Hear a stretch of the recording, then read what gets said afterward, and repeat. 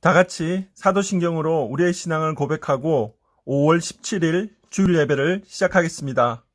전능하사 천지를 만드신 하느님 아버지를 내가 믿사오며 그 외아들 우리 주 예수 그리스도를 믿사오니 이는 성령으로 잉태하사 동정녀 마리아에게 나시고 본디오 빌라도에게 고난을 받으사 십자가에 못 박혀 죽으시고 장사한 지 사흘 만에 죽은 자 가운데서 다시 살아나시며 하늘에 오르사 전능하신 하나님 우편에 앉아 계시다가 저희로서 산 자와 죽은 자를 심판하러 오시리라.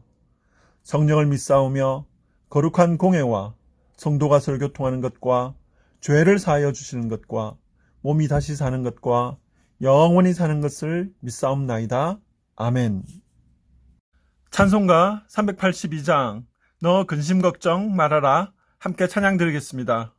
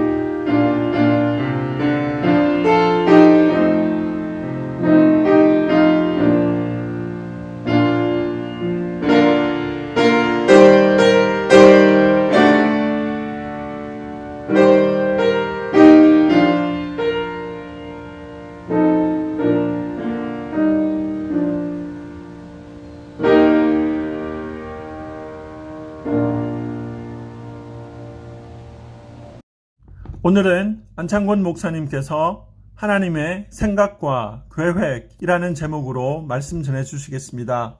모든 순서가 마치고 축도 뒤에는 교회 광고가 있겠습니다.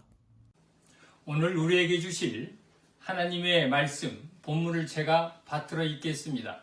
예레미야 2장 13절에서 19절까지 말씀입니다. 예레미야 2장 13절 내 백성이 두 가지 악을 행하였나니 곧 그들이 생수에 그는 데는 나를 버린 것과 스스로 웅덩이를 판 것인데 그것은 그물을 가두지 못할 터진 웅덩이들이라. 이스라엘 종이냐 시종이냐 어찌하여 포로가 되었느냐. 어린 사자들이 그를 향하여 부르짖으며 소리를 질러 그의 땅을 황폐하게 하였으며 그의 성읍들은 불타서 주민이 없게 되었으며 놉과 다바네스의 자손도 내 종수리를 상하였으니 내 하나님 여호와가 너를 길로 인도할 때에 내가 그를 떠남으로 이를 자취함이 아니냐. 내가 시월의 물을 마시려고 애굽으로 가는 길에 있음은 어찌 됨이며 또 내가 그 강물을 마시려고 아스로로 가는 길에 있음은 어찌 됨이냐. 내 악이 너를 징계하겠고 내 반역이 너를 책망할 것이라. 그런즉 내 하나님 여호와를 버림과 내 속에 나를 경외함이 없는 것이 악이요 고통인 줄 알라. 주 만군의 여호와의 말씀이니라. 아멘. 오늘은 하나님의 생각과 계획이란 제목의 메시지를 같이 나누도록 하겠습니다. 지금은 모든 게 불확실한 상황입니다. 하지만 여러분, 모든 것이 불확실한 상황 속에서 우리가 어떻게 하면 이 고난으로부터 회복할 수 있을까요? 우리는 확실하신 하나님을 붙잡아야 합니다. 인간의 죄로 인한 코로나 재앙이 닥쳐왔지만 그럴수록 하나님의 바라봐야 한다는 것입니다. 기나긴 자가격리로 무기력해진 사람들, 그리고 경제 회복 가능성을 타진해보는 불안한 시간들, 이렇게 모든 사람들의 마음을 무겁게 짓누르고 있는 이러한 상황 속에서 우리는 우리들을 향하신 하나님의 뜻을 발견해야만 합니다. 예레미야 29장 11절 말씀인데요. 여호와의 말씀이니라. 너희를 향한 나의 생각을 내가 아나니 평안이요 재앙이 아니니라.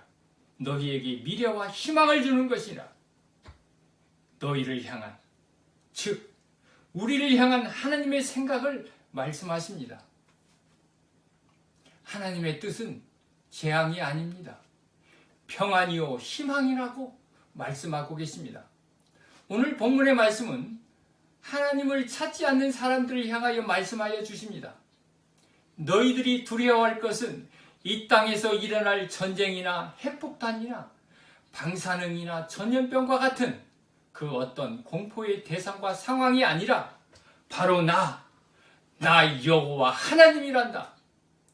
바로 나를 두려워해야 한다는 말씀입니다. 구약 성경에 보면 하나님께서 이 땅을 심판하는 여러 가지 방법들이 등장하고 있습니다.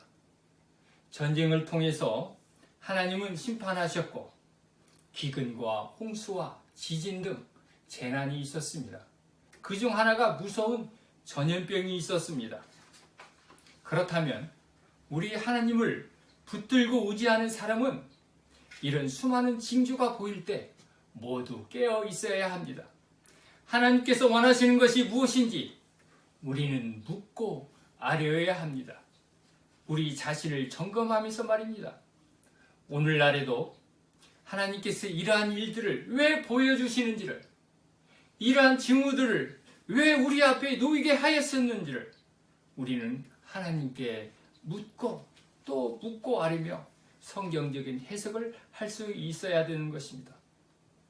사랑하는 성도 여러분, 모세가 출애굽의 사명을 받고 그 당시 최고의 강대국이었던 애굽의 바로왕을 만났을 때 그때 그가 어떤 말을 했습니까? 출애굽 5장 3절 말씀인데요. 그들이 이르되 히브리인의 하나님이 우리에게 나타나셨은즉 우리가 광야로 사흘길쯤 가서 우리 하나님 여호와께 제사를 드리려 하오니 가도록 허락하소서. 여호와께서 전염병이나 칼로 우리를 치실까 두려워하나이다. 후반부에 뭐라고 했습니까? 여호와께서 전염병이나 칼로 우리를 치실까 두려워하나이다. 모세는 강대국이었던 애굽의 왕 바로 앞에서 이렇게 말했습니다. 나는 당신이 두려운 것이 아니라 나는 하늘의 하나님이 두렵습니다. 나는 당신이 가지고 있는 힘보다 나는 하늘의 하나님이 두렵습니다. 라는 말입니다. 오늘 본문 말씀은 하나님께서 이스라엘 백성들이 가나안 땅에 들어가기 직전에 하나님께서 당부의 메시지를 전하신 것입니다. 그것은 한마디로 너희들은 어떠한 상황일지라도 삶 속에서 주 너의 여호와를 기억하라는 것이었습니다. 잊지 말라는 것이었습니다. 신명기에서 또 이렇게까지 말씀하셨습니다. 신명기 8장 17절에서 18절 말씀입니다. 그러나 내가 마음에 이르기를 내 능력과 내 손으로 힘으로 내가 이 재물을 얻었다 말할 것이라. 내 하나님 여호와를 기억하라. 그가 내게 재물을 얻은 능력을 주셨음이라. 이같이 하심은 내 조상들에게 맹세하신 언약을 오늘과 같이 이루려 하심이니라. 무슨 말씀입니까? 풍부한 자원 앞에서 교만해져서 하나님을 잊어버리는 일이 없도록 하라는 하나님의 간절한 당부였습니다. 그러나 안타깝게도 그 후 이스라엘 백성들은 어떻게 반응했습니까? 하나님의 약속, 그 약속을 까마득히 잊어버리고 말았습니다. 배가 부르고 등이 따뜻해지면 은혜를 한순간에 잊게 됩니다. 하나님을 기억하지 아니하고 점점 하나님을 멀리하기 시작합니다. 하나님의 음성에 귀를 기울이지 않고 자신의 뜻대로 되지 않으면 원망하고 불평하는 일을 계속 반복하면서 나아갔습니다. 그런 이스라엘 백성들을 바라보는 하나님의 마음이 어떠했을까요? 그래서 하나님께서는 그들에게 재앙을 내리십니다. 그들이 다시 하나님께 돌아올 수 있도록 그들의 삶에 브레이크를 거셨던 것입니다. 수많은 신호를 보냈습니다. 그렇게 했지만 별 반응이 없자 이제는 선지자와 예언자들을 친히 보내셔서 너희들이 이제라도 돌아온다면, 그 죄를 버리고 나에게 돌아온다면, 만약에 그리한다면 너희가 살리라 라고 끊임없이 외쳐보지만 이스라엘 백성들은 여전히 하나님에 대한 기억을 돌이키지 않았습니다. 하나님 무시한 것입니다. 하나님의 음성에 귀를 기울이지 아니하고 자기 소견대로 계속 나아간 거지요. 여러분들 여기서 자기 소견대로 행했다라는 그러한 한 시대가 있었던 것을 기억하실 것입니다. 철저하게 하나님을 무시한 채 자기 생각대로 행했던 암흑기 시대가 바로 사사 시대였습니다. 사사기 17장 6절 말씀인데요. 그때에 이스라엘에 왕이 없었으므로 사람마다 자기 소견에 옳은 대로 행하였더라. 그 결과 어떻게 되었습니까? 하나님께서는 이스라엘을 남과 북으로 분열시켰습니다. 심지어 그들을 열방의 손에까지도 붙이시기로 이제 하나님께서 작정하시게 됩니다. 그래서 하나님께서는 오늘 본문에 등장하는 남유다의 가장 마지막 예언자였던 예레미야 선지자를 보내어서 이스라엘 백성들에게 메시지를 전하게 된 것입니다. 먼저 하나님께서는 그 하나님을 잊어버린 이스라엘 백성들을 향해서 이렇게 호령하셨습니다. 예레미야 2장 5절 말씀인데요. 나 여호와가 이와 같이 말하노라. 너희 조상들이 내게서 무슨 불의함을 보았기에 나를 멀리하고 가서 헛된 것을 따라 헛되이 행하였느냐. 지금까지 이스라엘 백성들의 편이 되어주셨던 하나님, 그 하나님께서 이제는 이스라엘 백성들과 다투시겠다고 말씀하십니다. 무슨 말씀입니까? 오늘 예레미야 2장 9절에서도요. 그러므로 내가 다시 싸우고 너희 자손들과도 싸우리라. 여호와의 말씀이니라. 그래서 결국 그들은 포로 신세가 될 것이며, 그리고 예루살렘 성읍이 불타서 그 땅에 거주하는 사람들이 하나도 없게 될 것이라고 예레미야 선지자를 통해서 말씀하셨던 것입니다. 그렇습니다. 우리 하나님은요, 물론 사랑의 하나님이십니다. 모든 사람들을 사랑하시는 사랑의 하나님이시지만 또한 우리 하나님은 동시에 거룩하신 하나님이십니다. 그래서 누구보다도 죄를 미워하시고 역겹게 생각하시는 그러한 거룩한 하나님이십니다. 그러기에 우리가 계속 반복하여서 죄를 범할 때 우리 하나님은 계속 그냥 잊을 수가 없는 것이죠. 우리를 향해서 동일하게 징계를 하실 수밖에 없다는 사실입니다. 마치 부모가 사랑하는 자녀가 잘못된 길로 가고 있을 때 깊은 사랑의 마음으로 훈계하는 것처럼 말입니다. 오늘 본문을 보게 되면 이스라엘 백성들의 죄가 무엇인지를 직설적으로 말씀해 주고 있습니다. 오늘 본문 13절 말씀입니다. 내 백성이 두 가지 악을 행하였나니 곧 그들이 생수에 근원되는 나를 버린 것과 스스로 웅덩이를 판 것인데 그것은 그물을 가두지 못할 터진 웅덩이들이니라. 하나님께서 이스라엘 백성들의 죄를 두 가지로 말씀해 주고 있습니다. 첫 번째로는 생수에 근원 되신 하나님을 버렸다고 말씀하십니다. 하나님을 버린 죄. 그들이 하나님을 기억하지 아니하고 하나님 말씀에 청종하지 아니하고 무시하면서 자기들의 길을 가는 모습. 철저하게 무수한 예배를 드렸지만 하나님의 음성에 귀를 기울이지 아니하고 하나님의 마음이 어떠한 것인지 묻지 아니하고 그저 자기 소견대로 행했다는 것입니다. 그것이 하나님을 버린 죄다라고 지적하고 있는 것입니다. 둘째로 스스로 물을 가두지 못한 터진 웅덩이를 판 죄라고 말하고 있습니다. 무슨 죄입니까? 헛된 마음을 가지고 허탈한 것들을 쫓아서 헛된 행동들을 한 것이죠. 적어도 하나님이 보실 때에는 그들의 행위 자체가 아무리 많은 노력을 해도 터진 웅덩이에 물을 붓는 것처럼 헛된 일을 했다는 것입니다. 그런데 하나님께서는 이 정도에 그치지 아니하시고 이스라엘의 백성들의 죄가 무엇인지를 좀 더 구체적으로 설명해 주고 있습니다. 오늘 17절 말씀인데요. 내 하나님 여호와가 너를 길로 인도할 때 내가 그를 떠남으로 이를 자취함이 아니냐. 이 말은 하나님께서 그들을 인도하고 계시는데 그들이 하나님을 떠났다는 것입니다. 여기서 우리는 잘 생각해 봐야 합니다. 이스라엘 백성들은 결코 예배의 자리를 떠난 것이 아니었습니다. 그들은 절기마다 모든 예배를 지극정성으로 하나님께 드렸던 예배자들이었습니다. 그런데 무엇이 문제였습니까? 수많은 예배를 드리면서도 하나님의 생각과 뜻이 무엇인지를 묻지 아니하였다는 것입니다.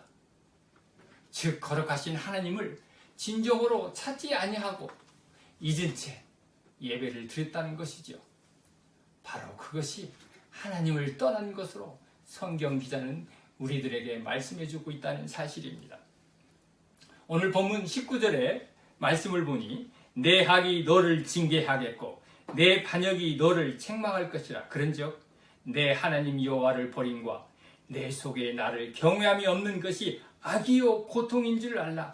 주 만군의 여호와의 말씀이니라. 이같이 하나님을 버리고 떠난 삶은 고통이 따라옵니다. 이스라엘 백성들이 이 같은 죄를 범할 수밖에 없었던 가장 큰 이유가 또 있었습니다. 예레미야 2장 8절인데요. 제사장들은 여호와께서 어디 계시냐 말하지 아니하였으며 율법을 다루는 자들은 나를 알지 못하며 관리들도 나에게 반역하며 선지자들은 바알의 이름으로 예언하고 부익한 것들을 따랐느니라. 그렇습니다. 이스라엘 백성들뿐만 아니라 제사장들조차도 하나님께 묻지 아니하였다고 명확하게 지적하고 있습니다. 바로 이것이 이스라엘 백성들이 하나님을 버리고 생수의 근원 되신 하나님을 떠나서 물을 가두지 못하는 자기들만의 터진 웅덩이에다 물을 붓는 죄를 범하게 되었다는 사실입니다. 우리는 여기서 한 가지 깨달아야 하는 것이 그 당시 누구나 예배의 열심은 있었지만 하나님의 의중과 하나님의 뜻, 하나님의 원함이 무엇인지 알려고 인내하면서 몸부림치지 아니했다는 것입니다. 사사기 시대에 같이 자기 소견대로 문제를 해결하려고 헛수고만 한 것입니다. 무수한 예배를 드리면서도 결과적으로는 하나님을 경외하지 않고 무시해버리는, 생수에 거는 듯인 하나님을 버리는, 그렇게 하나님을 떠나는 죄의 결과를 낳은 것입니다.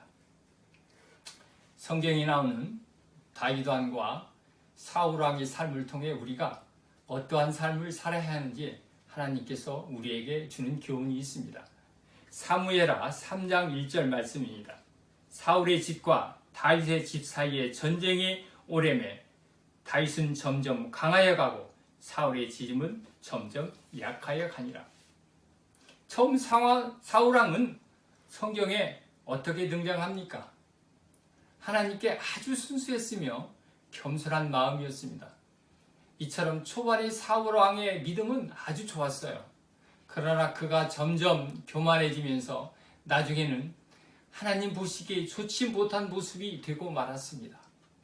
참으로 누구나 인생의 끝이 좋아야 되는데 말이죠. 여기 계신 성도님들은 주님의 은혜 안에서 마지막까지 끝이 좋은 인생들이 되시기를 축원합니다. 축원합니다.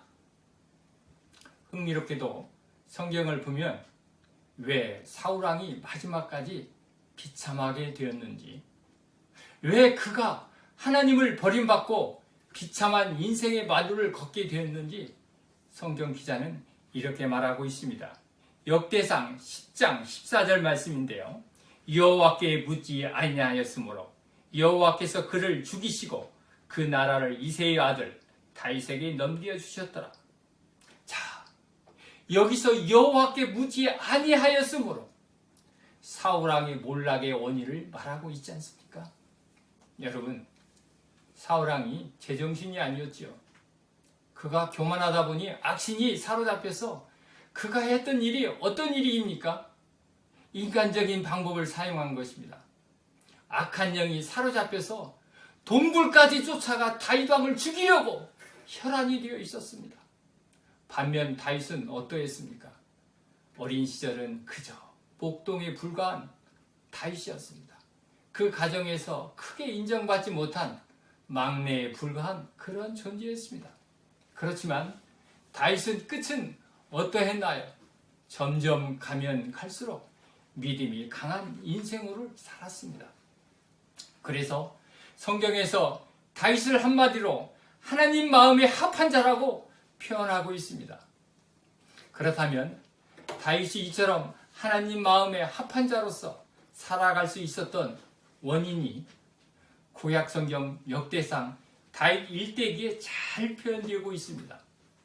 역대상에서 가장 잘 많이 표현되는 문구가 있는데 그것은 다윗이 여호와 하나님께 여쭈어 가라되, 다윗이 하나님을 향하여 물어 가라되, 이렇게 끊임없이 다윗은 매사에 하나님께 아뢰고 묻고 또 아뢰고 묻고 하나님이 주실 것에 감동받고 행동하는 그런 인생을 다윗은 살았던 것입니다.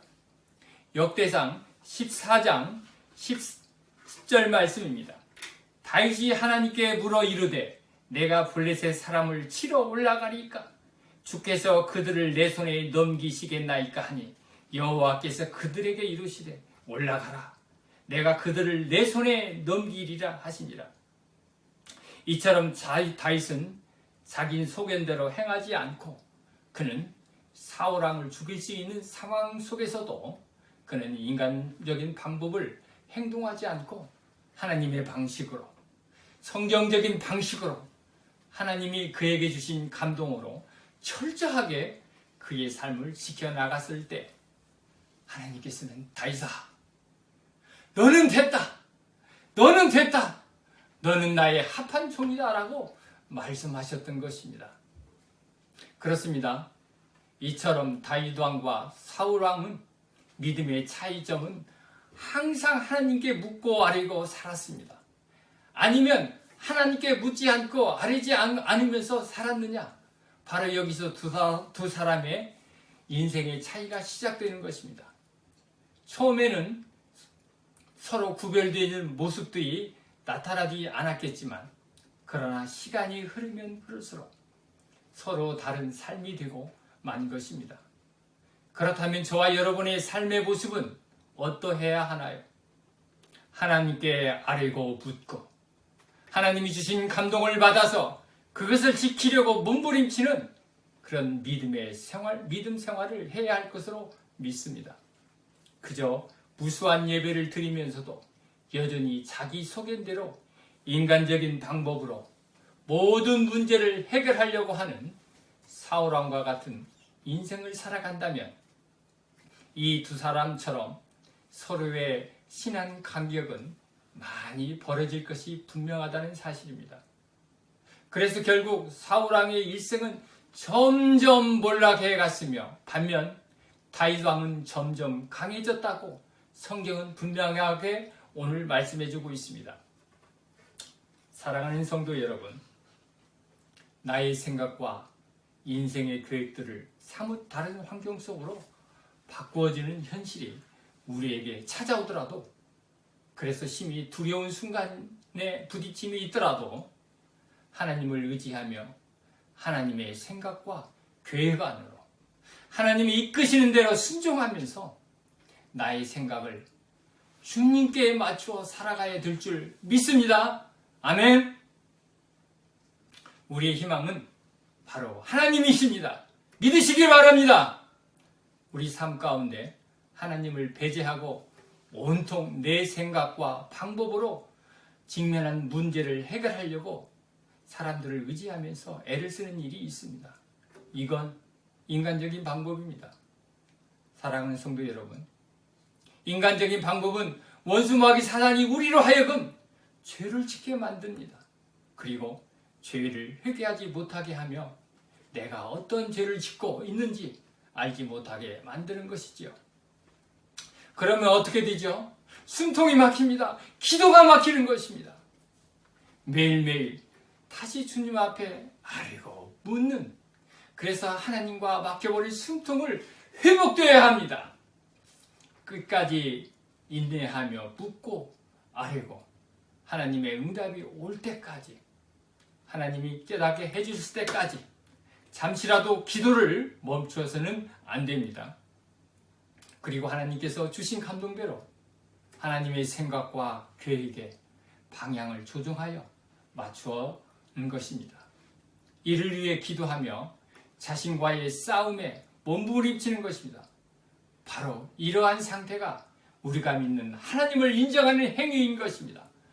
그러므로 성경은 우리에게 말씀해주고 계십니다.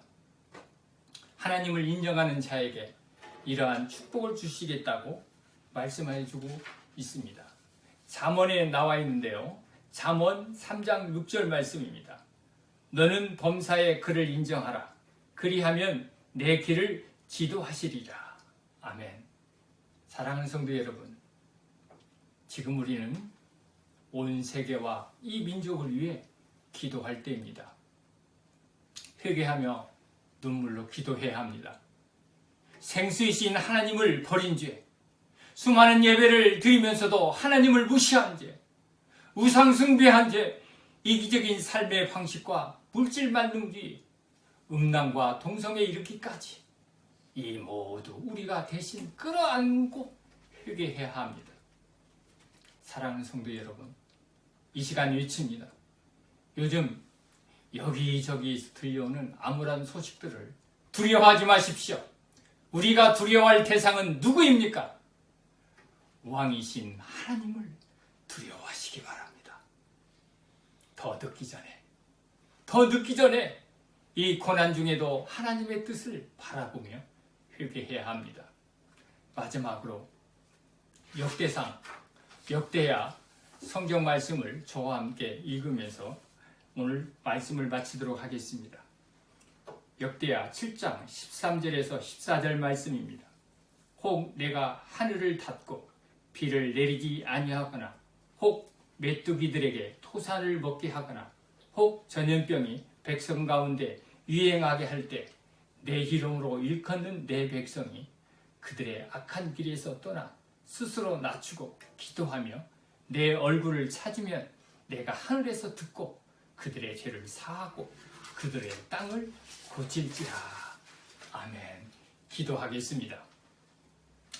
살아계신 아버지 하나님, 내 뜻대로 사는 인생을 멈추게 하시고 내 욕망 따라 사는 인생도 멈추게 하시고 오직 하나님의 뜻을 바라보며 하나님 말씀에 분별하며 순종하며 살아가는 저희들이 되게 하여 주시옵소서. 그리고 우리 교회가 되게 하여 주시옵소서. 우리에게 맡기신 이 소중한 공동체, 잠시 함께 모이지 못하는 아픔이 크지만 하나님 간절히 기도하니 이전보다도 더 강한 하나님의 은혜로 채워주시옵소서. 코로나로 인한 병중에 계신 오은선 집사님 가족, 강현석 형제님 가족, 그리고 사랑하는 자녀를 하늘나라로 먼저 보낸 양윤경 집사님 가족, 또 여러 가지 고난 가운데 계신 성도님들이 계십니다. 이 모든 고통이 하나님 섭리 가운데 통과케 하시고 이 땅에 고통받은 백성들과 코로나로부터 속히 해방될 수 있도록 긍휼히 베풀어 주시옵소서. 승리하는 삶으로 역사하여 주시옵소서. 예수님 이름으로 기도드립니다. 아멘. 지금은 우리와 함께 고난 당하시고 계시는 우리 주 예수 그리스도의 은혜와 하나님 아버지의 무한하신 사랑과 성령 하나님의 감동 감화 역사하심이 하나님만을 힘으로 삼고 하나님께 아뢰고 물으며 하나님 편에 서기를 원하는 모든 백성 위에, 가족 위에, 교회 위에, 이 땅에 작은 예수로 살아가는 백성 위에 영원토록 함께 있을지어다. 아멘.